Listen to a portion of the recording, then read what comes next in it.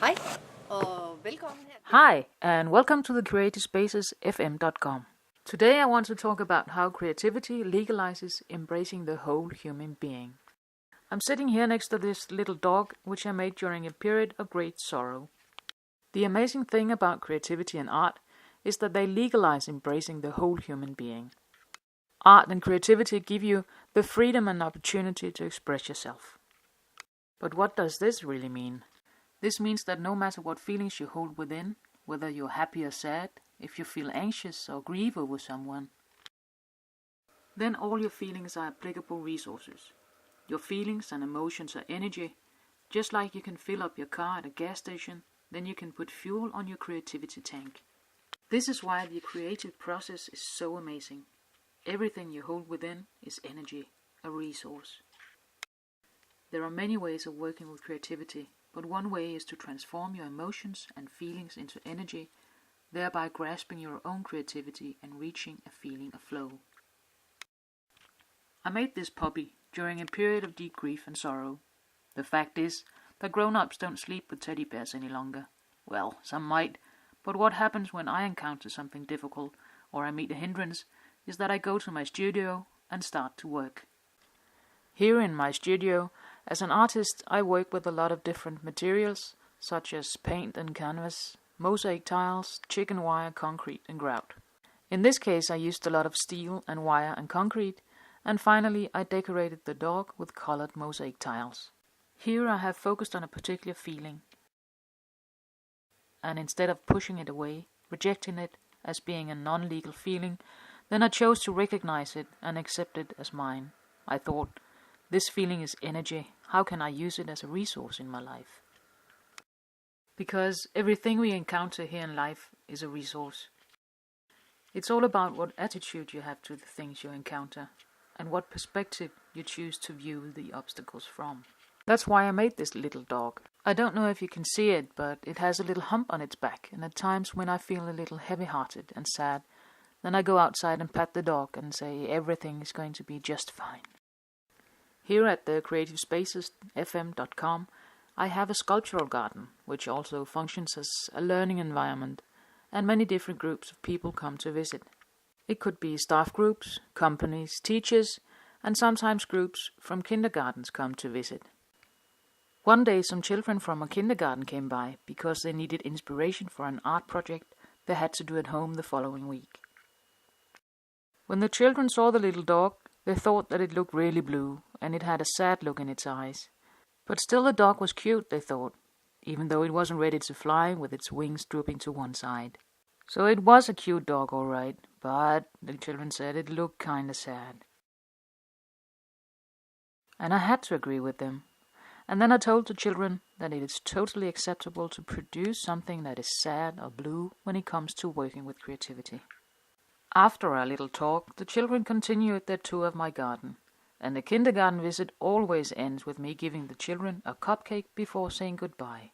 After that, I didn't give the children's visit much thought, but the next day I met the kindergarten teacher in the street, and she asked me, "Do you know what made the greatest impression on the children when we visited your learning environment?" Well, I had to admit that when it comes to children, the winner usually is the cupcake they get before leaving. "No, that's not it," said the teacher. "Well, then it probably were the 2 or 3 boys who always have to get their boots filled with water in my small pool, because it's so much more fun than looking at art." But no, that wasn't it either. "Well," she said, "when we got back and the children were going to start their art project, they too wanted to create something that looked sad and blue. They were sick and tired of always having to draw the happy sun or painting the happy snowman. Because children also get sad and weary. They get angry, and they get anxious. With the best intent from the adult side, as teachers, parents and artists, well, we really like to see our children as happy and positive people. But this means that we make our children use only about 10% of what they hold inside, and we tend to forget that they are whole human beings.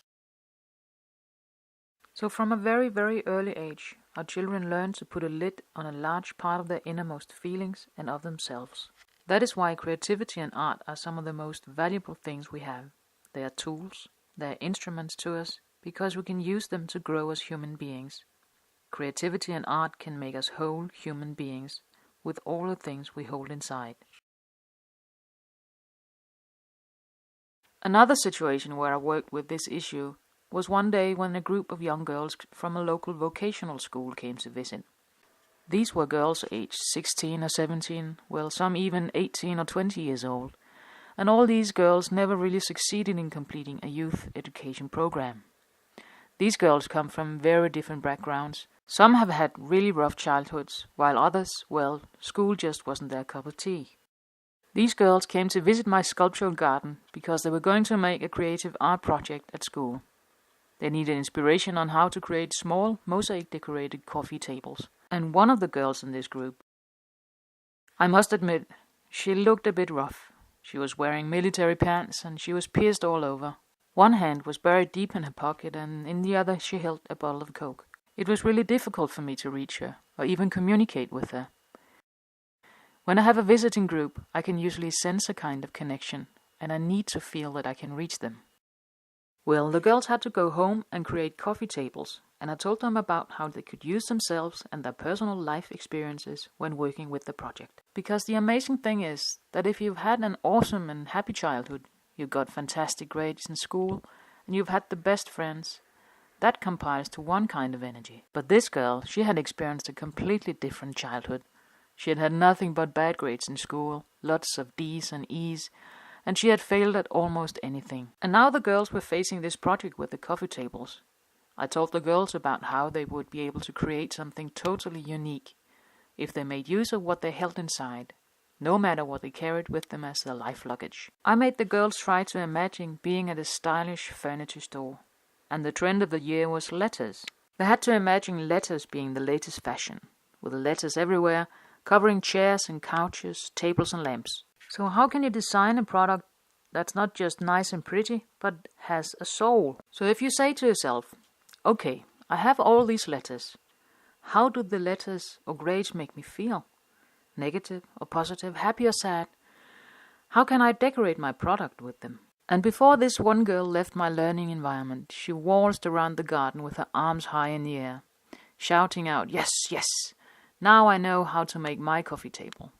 I want to go home and transform all my bad grades because only I know how it feels to be in this situation and how these experiences feel. And in this way, the girl creates a product that has a kind of soul, and she can bring to life the spirit of the materials because the underlying purpose or message will shine through and radiate the girl's energy. And that is the essence of the process, that if you have a purpose or a message you want to express, then your product will speak or communicate to the people who look at it.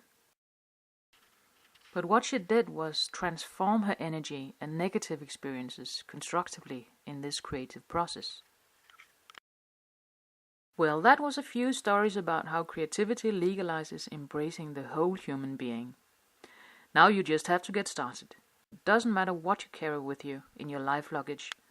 It doesn't matter what talents you have or what means you have. Look at your life and think, wow, it's amazing that everything I have encountered in my life is present within my body. How can I use this today? See you next time at the creativespacesfm.com.